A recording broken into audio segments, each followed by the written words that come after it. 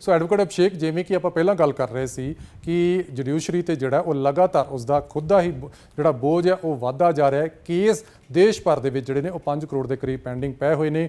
ਵੱਡੀ ਗਿਣਤੀ ਦੇ ਵਿੱਚ ਜਿਹੜੇ ਨੇ ਉਹ ਜੱਜਿਸ ਦਾ ਜਿਹੜਾ ਅਹੁਦੇ ਖਾਲੀ ਨੇ। ਆਖਰ ਕੀ ਕਾਰਨ ਨੇ ਐਡਵੋਕੇਟ ਅਭਿਸ਼ੇਕ ਕਿ ਇਹ ਅਹੁਦੇ ਭਰੇ नहीं जाते? सर, आपने एक बहुत बेहतरीन सवाल अपने बहुत बड़े चैनल से किया। सर, मैं यहाँ पे यही कहना चाहूँगा कि जब किसी आदमी के साथ अन्याय होता है ना सर, तो वो उसको सबसे पहले अपने मन में, मस्तिष्क में या सामने वाली पार्टी को भी कई बार बोल देता है कि अब मैं तुझे कोर्ट में देखूँगा। क्योंकि इस देश को आस्था है, विश्वास है कि कोर्ट न्याय करेगी। तो सर, जो केसेस बढ़ रहे हैं ना, सर आप इसको इस तरीके से भी देखिए कि लोगों का विश्वास भी कोर्ट की तरफ बढ़ रहा है।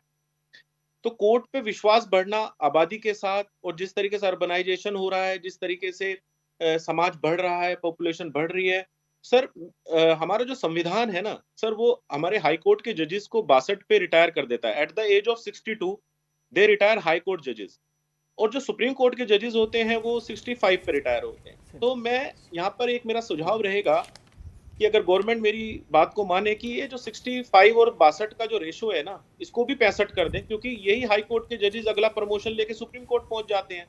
तो जब उनकी डिस्पोजल का टाइम आता है वो रिटायर हो जाते हैं, तो नंबर ऑफ जजेस हमारे घट जाए। इवन देन वो इतने कॉम्पिटेंट है कि वो केसेस को बहुत अच्छे से सॉल्व कर सकते हैं, बट वो रिटायर हो जाते हैं बिकॉज ऑफ द कॉन्स्टिट्यूशनल, हमारा जो संविधान है वो उनको 62 पे रिटायर करता है। तो कहीं ना कहीं संशोधन होकर उनकी भी एज 62 पे आए। और एक ऑल इंडिया, इसी रिपोर्ट में, इंडिया जस्टिस रिपोर्ट में ये कहा गया है कि ऑल इंडिया जुडिशियल सर्विसेज का वो इनॉग्रेशन हो, क्योंकि जैसे यूपीएससी या यूनियन पब्लिक सर्विस कमीशन, ऐसे ही जुडिशरी भी सारी देश से हमारे जो लीगल माइंड्स हैं, जो बेस्ट लीगल माइंड्स हैं, जिन्होंने कानून की व्याख्याएं की हैं, जिन्होंने कानून में महारतें हासिल की, अपने अपने कॉलेजों के टॉपर हैं, जो पढ़ाई में बहुत अच्छे हैं, उनको अपने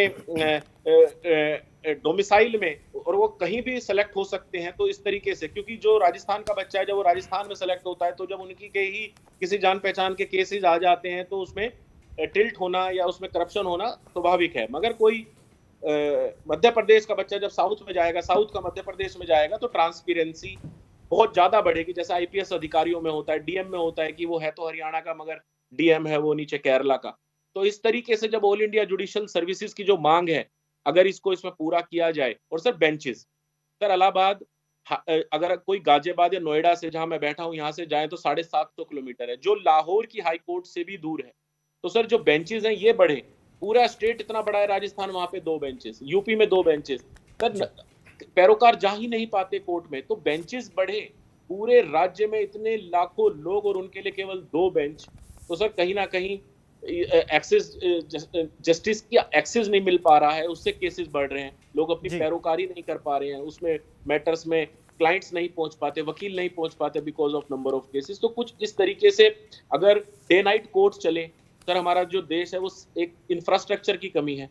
तो सर जैसे एमसीडी के स्कूल दिल्ली में है, कई जगह ऐसे स्कूल देखे गए हैं जो दिन में लड़कियां पढ़ती हैं और रात में लड़के, शाम को लड़के पढ़ते हैं। इवनिंग कॉलेजेस भी हैं डीयू से, जो श्यामलाल कॉलेज है, कई दिल्ली यूनिवर्सिटीज के कॉलेज है जिनको मैं जानता हूं, जहां मैंने लेक्चर दिया है लीगल, तो वो दिन में भी चलते हैं और शाम को भी चलते हैं।